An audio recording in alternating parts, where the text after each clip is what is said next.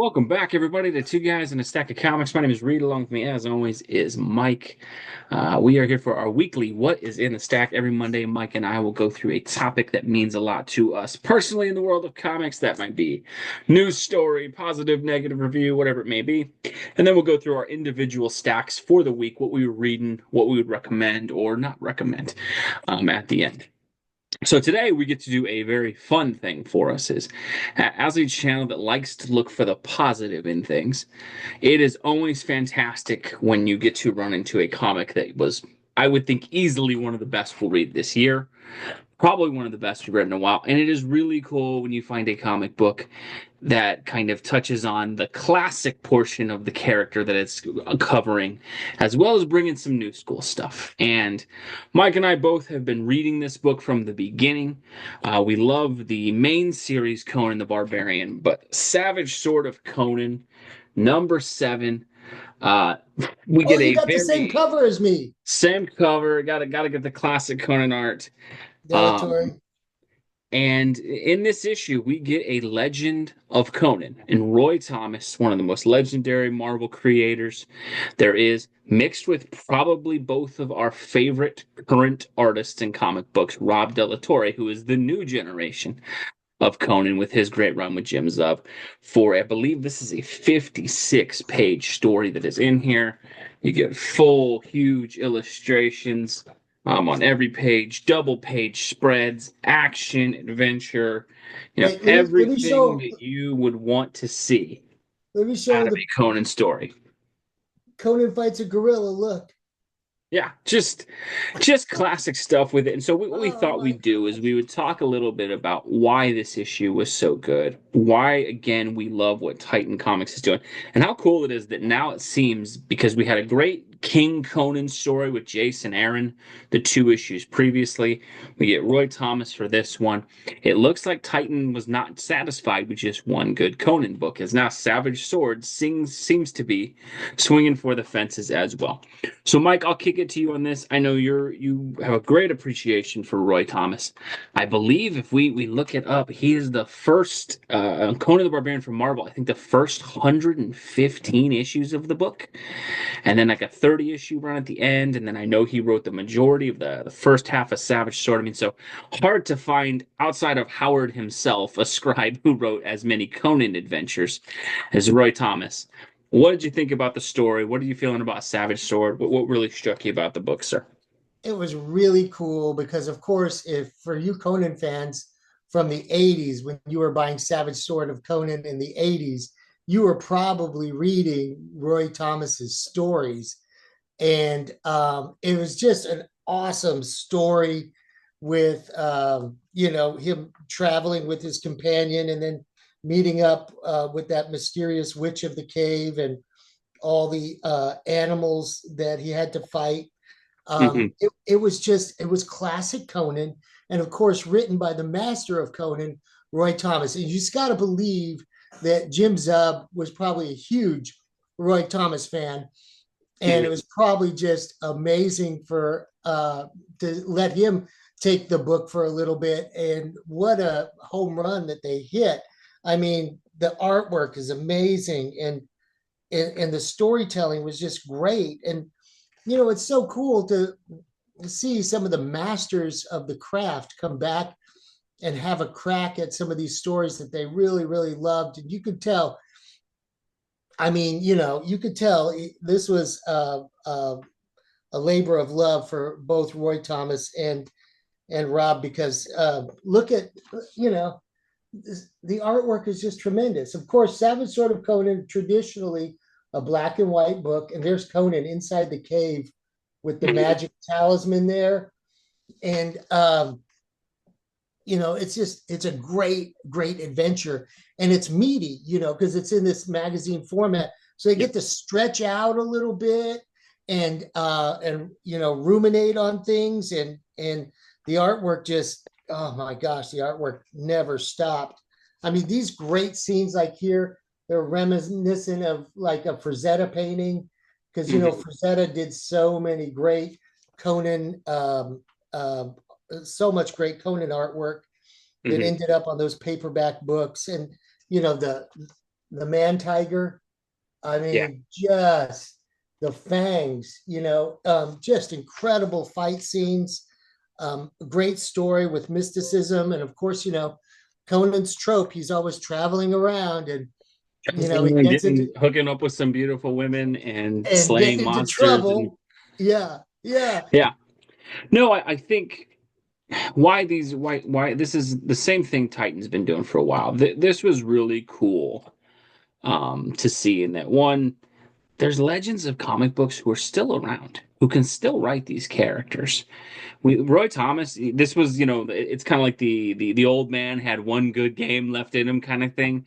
This might, hopefully, it's not his last Conan work, but man, like what a yarn he was sitting on. It's a great classic Conan story that you could have plugged that into any era of Conan, and it would have been a fun story. And it's great that Savage Sword and Titan and everybody involved kind of gave Roy Thomas that opportunity to do that. And then not only did they give him the opportunity, they didn't give him like a second string artist or some guy that they pulled the main guy that they launched this book with, Win Della Torre, and it was just such a great read. And what I think Conan is doing so well, both in Savage Sword and in the main title. And Savage Sword, I thought started a little slow. I think it has picked up significantly with its last 3 or 4 issues. Is it takes advantage of that black and white format to really show off the art, and I think that was what was so cool is just seeing Della Torre where you can see a little bit more of the pencils and thing of his work. It just show. I mean, it looks great when it's colored and inked and all that stuff, but it looks so good because you have two guys who love this character, really dug into the story, did a great job with it. It reminded me a lot of last year. There were 2 Wolverine miniseries written by Chris Claremont, and those were the best Wolverine books of the year by far. And it's like, geez, you get someone who's really good at writing the character, and you let them write the character, and man, it produces good work. And I just thought it was so cool to see it. And I think Conan is always so unapologetically in character, and that is why Titan, I think, is succeeding in that. Conan basically is who he is. There's no effort to let's clean him up, let's sand off the edges, make him more, modern, or because there's always that thing, and we want to touch the modern audience and all this stuff. And I think what Titan has figured out is, hey, you know how we'll get the modern audience to write Conan? Let's just write some really good stories that make fans happy. They will talk about it, and then that will find a modern audience of people because they want to read well-written things. And I think that's just what this book did so well. Such a great story. And I think it goes back to you know the the genius of Howard and the legendary character that he created. You know, late 20s, early 30s. So we're talking on set. Or about Nearly century, yeah. nearly 100 years, and people are still telling Conan stories because that character was just so well crafted. So you better not change anything because you've got the winning formula right there. And I think that's a point that's missing in a lot and of a lot of material that comes out right now from these, legendary characters, what they call legacy characters. Well, Conan's been around for 100 years, and it's still a good character to write. And I really feel like sometimes when, especially in the deconstruction era, and then they're trying to rewrite this or rewrite that, you don't have to. And Titan proves it in this comic. Like you can bring the regular old barbarian savage Conan back into comics, and he's just as popular as he was 85, 90 years ago, because people love to read those stories. It's adventure, it's violence, it's passion, it's mysticism. It's all the And great story elements that we love in any, yeah, fantasy story or just action story. And I think that's the thing that happens too often is people try to overthink things.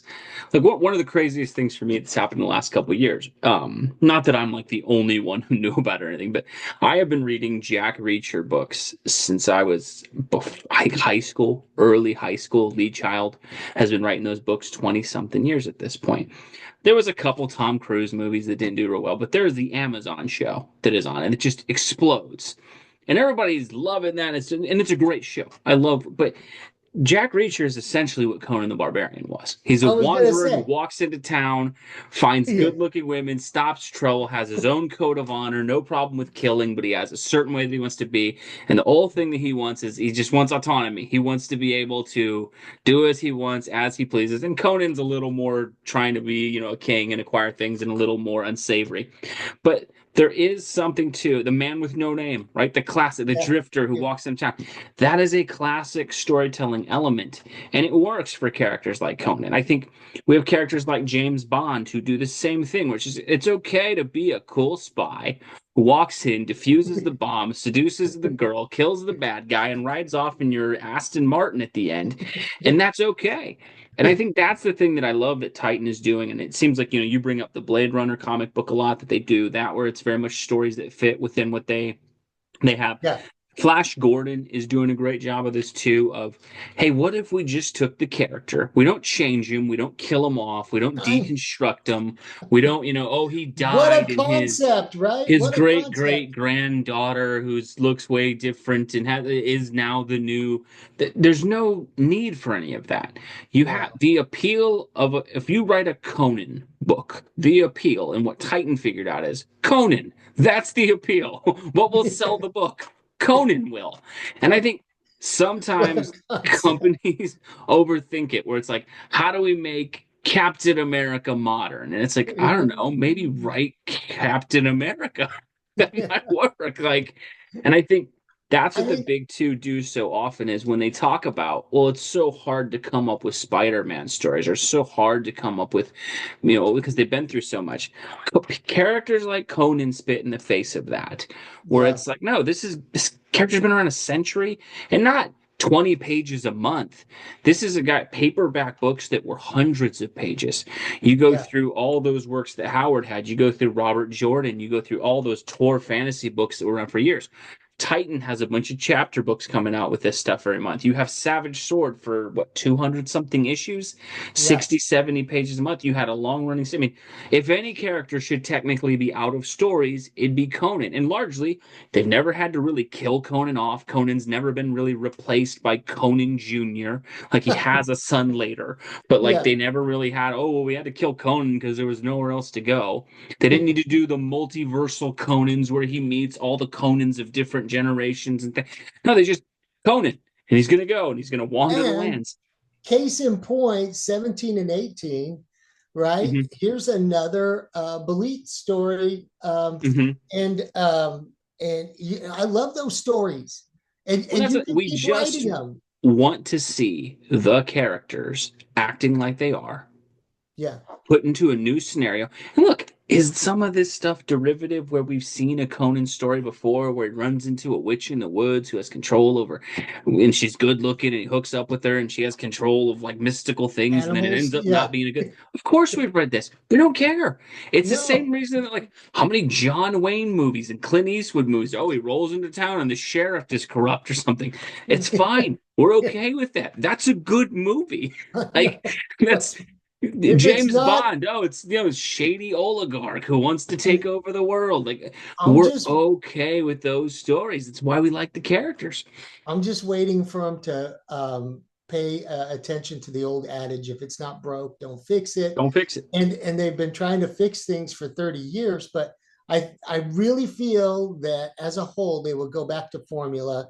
And case in point, Titans Conan the Barbarian, and this storyline is so cool. You had Rob doing the cover, and then they have this new artist doing the interiors, Danica Bryan right on there. but Yeah. she's doing a great job. I No, mean, great.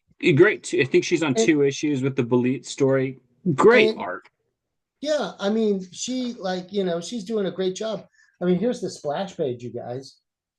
I mean, Yeah. if you're not reading Conan, let us know below if you consider picking up Conan, because if you like comic books and you like good storytelling, I mean, Titan is bringing it with Conan in both the main line and the Savage Sword Savage magazine. Sword has really picked up where it should be, and I think it's just I think what Conan is it's kind of to me not only is it the best book that's out there, it's a reprimand on all the excuses that modern comic companies use to say that they have to change things up. I Yeah. truly believe if you took this approach and you went, you know what, instead of having Spider-Man continually erase his life and become this, no, how about you just tell Peter Parker stories where he stops crying instead of breaking things, instead of destroying things. And one of the things is like people will say, okay, well, you guys talk about, well, you want the characters to evolve and grow.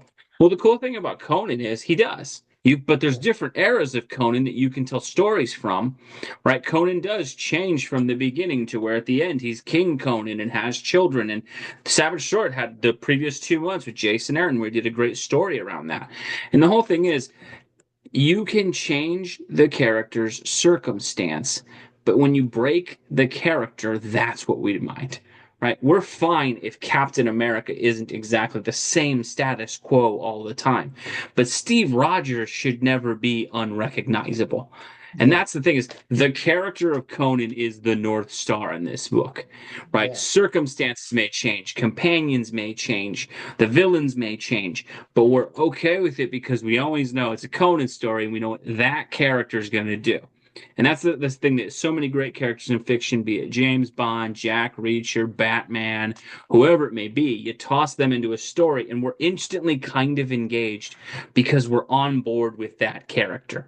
And I think the other thing is like, look, is Savage Sword, is number that comic going to be something that 20 years from now I'm like, oh, that one issue? Probably not. But what it is, it's okay with understanding. It's a comic book. We're here to entertain you, have good escapism. For 20 minutes, you sit down, you have some fun. Maybe you'll reread it a little bit later. I don't We don't know. need to go for some grand sweeping Charles Dickens epic of great proportions that changes things. We can This just have a one, fun adventure. this one might be, a collectible for sure because of Roy Thomas coming back and Rob's artwork on the interior. And I'm sorry, it was Hurley who did the painting for the front cover, which is Yeah. amazing. And this might be a book that people go back to in the future and go, yeah, you can still pull out a good Conan story, even if you've written 200 plus Conan stories. It's Yeah. a character that never stops being, it's a wellspring. Yeah. And that's what all of these legacy characters are. That's why they're legacy characters. No, I think it's just so weird that comic books seems to be, and we'll probably do a video this week about deconstruction and stuff like that again to dive into that again. But I think that's the interesting thing is comics is one of the only business where they're obsessed with trying to break things. Like what's interesting is like football We and talked about sports. that in one video. We talked about how Frank Miller and Mhm. Alan Moore and those guys. They really tried to break down some of the characters. Yeah. But No, for sure. And it's so weird because comics is the only industry. The NFL is never obsessed with like, you know what if this season we talked about how much football was awful in the past, and we had the game be a reprimand on how bad the game used to be.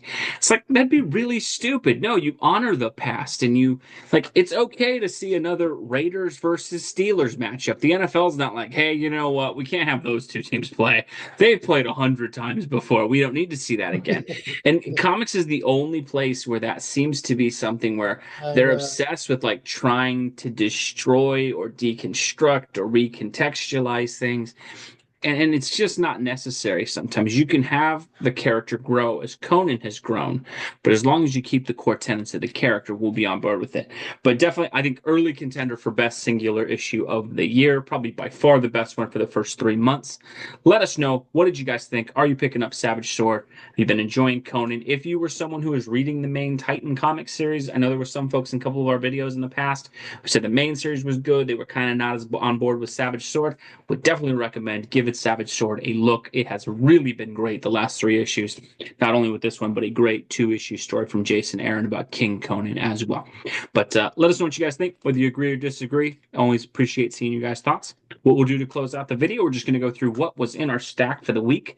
Mike, I know Diamond finally got the books to your store, so you were catching up, but what did you have in your stack for the week, sir? Well, this week I had, my favorite indie, The Girl Called Cthulhu. That's on issue 4 and behind on that. Of course, I love my facsimiles I got the Crisis. I think that's wrapping up pretty soon. One more issue. And the new EC Comics, you guys, Epitaphs from the Abyss. Scary, gory. And of course, I always, my obligatory cover B of Flash. The Flash. All right, Yep. nice. Books that I had this week, I had, I think, six in my stack for the week. So I'll kind of go through what I would recommend and not recommend. Wolverine #7. This is not an awful comic. But I am buying the comic at loyalty at this point, and that's it. I have a long box of Wolverine things, and while there's some threads I'm interested in, he's just too affable and nice at this point. I was really looking to see the edge come back on the character a little bit. I thought one of the only benefits of like Krakoa being destroyed is maybe that would be an excuse for the writers to return some of the edge to Wolverine.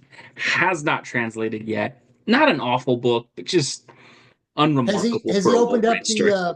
the fluffy dog grooming business yet?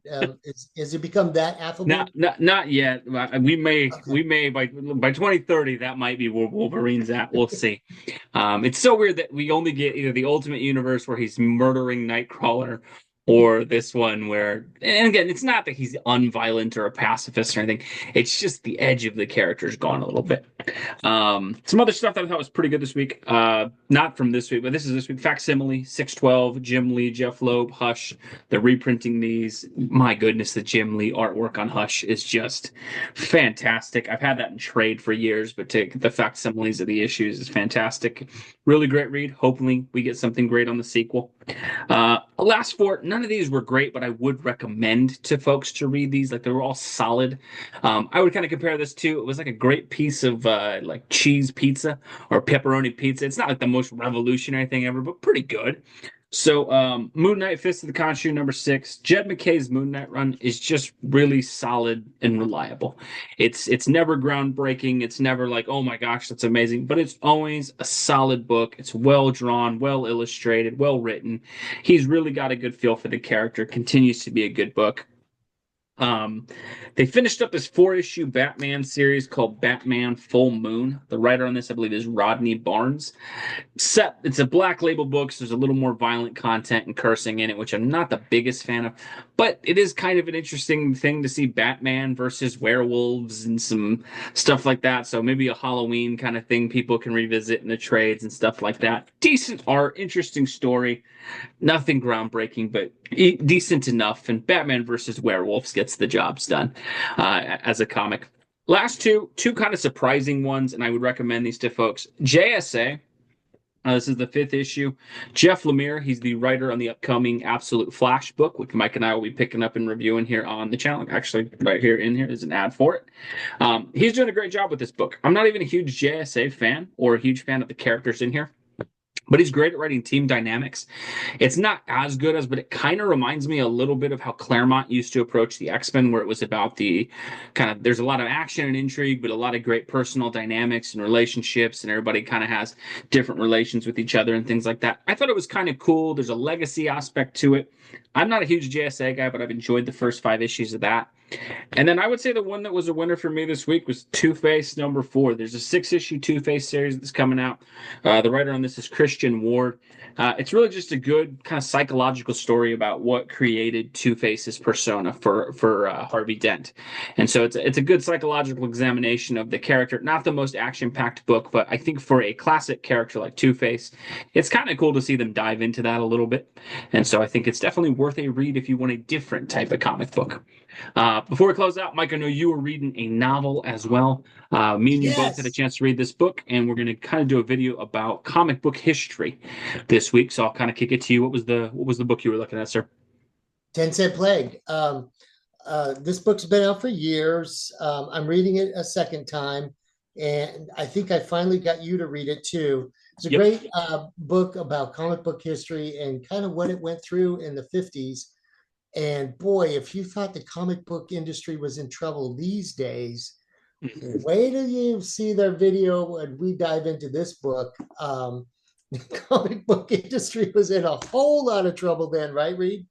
Absolutely. No, it's crazy how cyclical things are where people are all kind of comics are dead, and then and you go back and in the 50s they dang near were. And so it's a cool book. We'll kind of break it down and talk about it a little bit and about that time period in comic books and just how much some of the legends of the industry carried the industry through probably their darkest thing of time and barely kept them a pulse going through, but eventually got through to where we got Marvel and all this stuff. So we'll have that upcoming this week as well. As always, folks, let us know below. What do you think? What is in your stack for the week? What are you reading? Whether you agree with us or disagree with us, we always appreciate seeing you guys' responses down below. Thank you so much for watching. God bless you, and we'll catch you in our next video. Thanks, everybody.